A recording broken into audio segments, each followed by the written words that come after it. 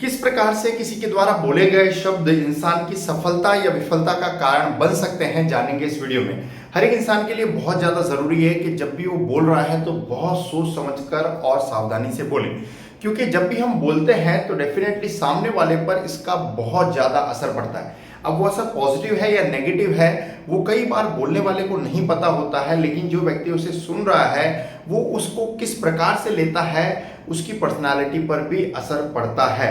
तो इस कहानी के एंडिंग में हम खास तौर पे 3 ऐसे लाइफ लेसन्स देखेंगे जो आपके खुद के लिए और आपसे जुड़े हुए सभी लोगों के लिए भी बहुत ज़्यादा इंपॉर्टेंट है। कहानी बहुत ही इंटरेस्टिंग है, जिसमें हम ऐसे लेसन्स लाइफ में इम्प्लीमेंट कर सकते हैं जिससे हम अपने लिए, खुद के लिए और हमसे जुड़े सभी लोगों के लिए कुछ ना कुछ बेनिफिट जो है डायरेक्टली लाइफ में हम अप्लाई कर पाएंगे। तो कहानी है एक नौजवान चीता के बारे में। नौजवान चीता पहली बार लाइफ में जो है जंगल में शिकार करने के लिए निकलता है।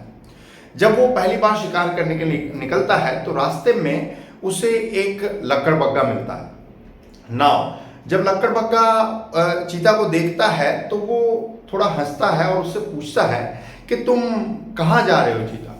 तो चीता कहता है कि आज मैं पहली बार शिकार करने के लिए जा रहा हूँ। लाइफ में मैंने कभी शिकार नहीं किया है, आज मैं बहुत खुश हूँ और मैं शिकार के लिए निकला हूँ। लकड़बग्गा चीता को देखकर और ज़्यादा हंसने लगता है और उसका मजाक उड़ाने लगता है और कहता है कि तुमने आज तक कोई शिकार नहीं किया है, तुम लाइफ में पहली बार शिकार करने निकल रहे हो और तुम्हारे पास ना तो शिकार का कोई अनुभव है, तुम अभी तो तुम्हारे तो खेलने कूदने के दिन है। ये बात सुनकर चीता थोड़ा सा उदास हो जाता है, निराश हो जाता है, लेकिन फिर भी वो शिकार करने के लिए आगे बढ़ता है और बेमन से इधर उधर बहुत ट्राई करता है, लेकिन दिन के आखिर तक, दिन खत्म होते तक उसके पास कोई भी शिकार नहीं आता है और उसे भूखे पेट ही वापस लौटना पड़ता है। दूसरे दिन फिर से वो शिकार करने के लिए निकलता है और जैसे वो शिकार के लिए निकलता है तो उसे बंदर दिखाई देता है।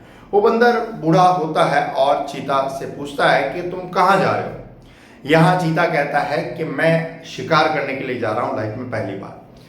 बंदर यहाँ कहता है उसे एनकरेज करते हुए कि आज तुम पहली बार शिकार पर निकले हो, इस बात की बहुत ज़्यादा संभावना है कि आपको शिकार मिल ही जाएगा, क्योंकि आपकी स्पीड और ताकत का कोई जवाब नहीं है। आपकी स्पीड भी बहुत ज़्यादा है, आपकी गति बहुत तेज है और आप बहुत ज़्यादा ताकतवर हो और बहुत ज़्यादा पॉसिबिलिटी है कि आपको शिकार जल्दी मिल जाए। All the best for your first prey, means पहली शिकार पाने के लिए तुम्हें बहुत बहुत जो है वो विशेष देता है बंदर। चीता जैसे ही शिकार के लिए आगे निकलता है तो कहीं ना कहीं कुछ ही देर में एक वो छोटे से हिरण को पकड़ लेता है और अपना शिकार कर लेता है और अपने उस काम में सफल हो जाता है। अब इस कहानी को थोड़ा सा हम डीप से ऑब्जर्व करें तो यहाँ हमें खास तौर पे एक चीज सीखने को मिलती है कि दोनों ही दिन चीता सेम था। जब पहले दिन वो लकड़बग्गे से मिलकर शिकार के लिए निकला था और दूसरे दिन जब वो बंदर से बात सुनकर शिकार के लिए निकला था, दोनों ही दिन चीता सेम था, लेकिन दोनों दिन में जो उसके कानों में शब्द पड़े वो बहुत अलग थे। पहले दिन लकड़बग्गे ने उसे डिस्करेज करा, उसे कहीं ना कहीं नेगेटिव कहा कि तुम ये नहीं कर पाओगे, तुम्हारे पास अनुभव नहीं है, तुम्हारे खेलने कूदने के दिन है, तुम घर लौट जाओ वापस, तुम्हारे बस की बात नहीं है। तो वो निराश हुआ और इस वजह से वो शिकार नहीं कर पाया। लेकिन दूसरे दिन उसे एनकरेज किया गया, उसे कहीं ना कहीं बंदर ने उसके बारे में बहुत सारी पॉजिटिव बातें कही। तो इस कहानी से खास तौर पे हमें 3 बहुत बड़े लाइफ लेसन लेने चाहिए। सबसे पहला तो हमारे द्वारा बोले गए शब्दों से हम लोगों को एनकरेज करें, ना कि discourage. Means never ever speak the negative words which discourage the people, always speak those type of words which encourage the people। Means लोगों को ऐसे शब्द बोले जिससे वो उत्साही हो, उससे मोटिवेटेड हो। कभी भी हमारे मुंह से ऐसे नेगेटिव शब्द नहीं निकलने चाहिए जिससे सामने वाला डिस्करेज हो। बट यहाँ एक बात ये भी समझ लेना बहुत ज़्यादा ज़रूरी है कि कभी भी हम किसी की झूठी तारीफ ना करें, हम ऐसी चीज़ें ना बोलें जो सामने वाले के अंदर ना हो। यहाँ पर बंदर ने ये चीज़ खास तौर पे ध्यान रखी थी कि वास्तव में चीता की स्पीड और ताकत बहुत जोरदार होती है, तो उसने पॉजिटिव ही कहीं ना कहीं उसको एनकरेज किया था। जब भी आप किसी को एनकरेज कर रहे हैं तो उसके खास गुण के बारे में ही उसे बताएं। झूठी मूठी तारीफ करना कहीं ना कहीं एक सही एनकरेजमेंट नहीं होता है। First thing. सेकेंड थिंग, हम उन सभी लोगों से बचें जो नेगेटिव है, जो ज्यादातर नेगेटिव सोचते हैं या नेगेटिव बोलते हैं। Always keep your self away from all those people who always keep on thinking negative and keep on speaking negative. So somewhere ज्यादातर नेगेटिव सोचने वाले और बोलने वाले लोगों की कंपनी से बचें। तीसरी और बहुत इंपॉर्टेंट टॉक और वो ये कि हम अकेले में सेल्फ टॉक क्या करते हैं। इट मीन्स लकड़बग्गा या बंदर, ये जरूरी नहीं है कि सामने वाला आकर आपको एनकरेज करता है तभी आप लाइफ में कुछ बहुत बड़ा कर सकते हैं।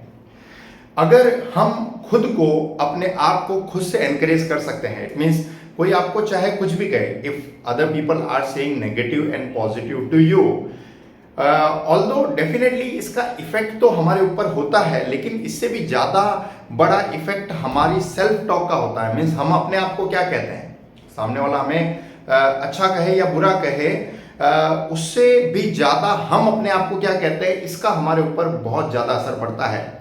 सो पर्सनली जब हम अकेले होते हैं, we are alone, how we are talking to our self, we must take out some time to talk to our self, और हमें अपने आप को वो सारे पॉजिटिव कमांड्स देने चाहिए जिससे हम हमारे काम में बहुत ज़्यादा सक्सेस प्राप्त कर सकें, बहुत ज़्यादा आगे बढ़ सकें, because that will help us to increase our productivity and success ratio.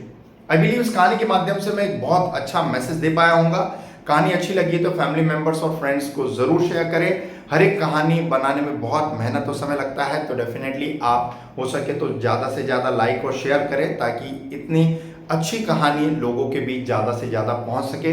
Ultimately thanks for watching.